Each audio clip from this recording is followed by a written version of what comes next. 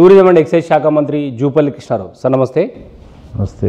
Sir assembly ఎట్లా సాగుతుంది? ప్రతి సభ్యుని కూడా 119 మందిలో ఎంతమంది అడిగితే అంతమందికి సభ్యులకు మొదలు ముఖ్యంగా కొత్త సభ్యులు కూడా ప్రతి ఒక్కరికి మాట్లాడే అవకాశం ఇచ్చింది. అందులో కూడా 0 ఓవర్లో ఒక సమస్య గురించి చెప్తారు. ఒక్కొక్క సభ్యుడు వారి నియోజకవర్గంలో 10-20 సమస్యలు చెప్పినా కూడా అంత సమయం కూడా జరిగింది. అవును. అయినా ఆరోపణ చేయడం అనేది అది దుర్మార్గం, కరెక్ట్ కాదు. అంటే వాళ్ళకి ఏంటంటే డెస్పరేట్, నిరాశ నిస్పృహలతో ఉన్నారు. వాళ్ళు ఏమనుకున్నారంటే అధికారం మాకు శాశ్వతం, ఇంకెవ్వరు మమ్మల్ని బీట్ చేయలేరు అనేటువంటి మైండ్ సెట్తో ఉన్నారు. అంటే దానికి కారణం అహంకారం కావచ్చు, అధికారం కావచ్చు, రకరకాల కారణాలు. సో ఆ మైండ్ సెట్తో ఉన్నారు కాబట్టి ఇప్పుడు ఆ నిరాశ నిస్పృహలతోటే వాళ్ళు డెస్పరేట్గా లూజింగ్ దేర్ టెంపర్మెంట్. కౌన్సిల్లో కూడా కవిత మాట్లాడుతూ దేనికి ఇన్ని అప్పులు చేసిందంటే ఆమె లెక్క చదివింది 7 లక్షల కోట్లు దేనికి ఎంత పెట్టినాడు కింద కవిత.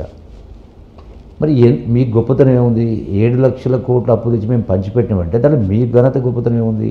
మరి ఇవన్నీ ఎటు పోయినాయి అంటే ఒక్క మాటలు చెప్పాలంటే కేసీఆర్ గారి పరిపాలన బాధ్యతారాహిత్యంగా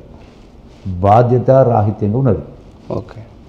ఇష్టారాజ్యంగా నేను రాజును, నేనే సర్వస్వం అనే పద్ధతిలో నిర్ణయాలు తీసుకున్న కారణంగా ఈనాడు ఇంత మంచి రాష్ట్రం, ఇంత గొప్ప రాష్ట్రం, చిన్న రాష్ట్రమైన హైదరాబాద్ లాంటి పెద్ద నగరం ఉన్న కారణంగా, ఆదాయం ఉన్న కారణంగా మిగులు రాష్ట్రం ఉన్నా కూడా ఈ దౌర్భాగ్య స్థితి వచ్చింది. ఎందుకు ఎక్కువగా ఈ ఇరిగేషన్ ప్రాజెక్టులకు సంబంధించిన అంశాన్ని శ్వేతపత్రం విడుదల చేయాలి? ఇది ఒక మీ ప్రభుత్వం ఒక ప్రతిష్టాత్మకంగా తీసుకుంది. ఏం చెప్పదలుచుకోండి దీని ద్వారా ప్రజలకు, తెలంగాణ ప్రజలకు? తెలంగాణ తెచ్చుకున్నదే సాగునీటి కోసం, నిధుల కోసం, నియామకాల కోసం, ఆత్మగౌరవం కోసం. ఓకే. సాగునీటి కోసం మొదలు లెక్క తీసుకున్నాం. సాగునీటి కోసం అంటే కృష్ణా నదీ జలాల వాటా ఆనాడు బచావత్ ట్రిబ్యునలే 811 టీఎంసీ అలాంటి ఉమ్మడి ఆంధ్రప్రదేశ్ రాష్ట్రానికి కూడా జరిగింది. తెలంగాణ రాష్ట్రం తెచ్చుకున్నదే ఆ నీటి కోసం.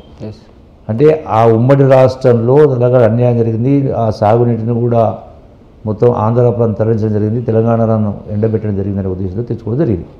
మరి మీరు 10 సంవత్సరాల అధికారం వచ్చిన తర్వాత ఈ 811 టీఎంసీలో సమైక్య రాష్ట్రంలో వాడిన నీటి కంటే ఎక్కువ నీటిని మనం ఎప్పుడైనా వాడుకున్నామా? వాడలే. ఎందుకంటే నాగార్జున సాగర్లో నీళ్లు ఉన్నా కూడా లెఫ్ట్ బ్యాంక్ కెనాల్లో మనకున్నటువంటి 100 టీఎంసీల పైన మనకు అలొకేషన్ అంటే ఆ ప్రాజెక్టు ఉన్నా కూడా ఏ రోజు కూడా 30 టీఎంసీ, ఏ సంవత్సరంలో 30 టీఎంసీ, 40 టీఎంసీ, 50 టీఎంసీ కంటే వాడలే. హక్కు లేనటువంటి రాయలసీమ అంటే కృష్ణానది పరివాహక ప్రాంతం కాకపోయినా కూడా 35 టీఎంసీ అలొకేషన్ ఉంటే అది మద్రాసు తాగునీరు కావచ్చు, రాయలసీమ లిఫ్ట్ కావచ్చు,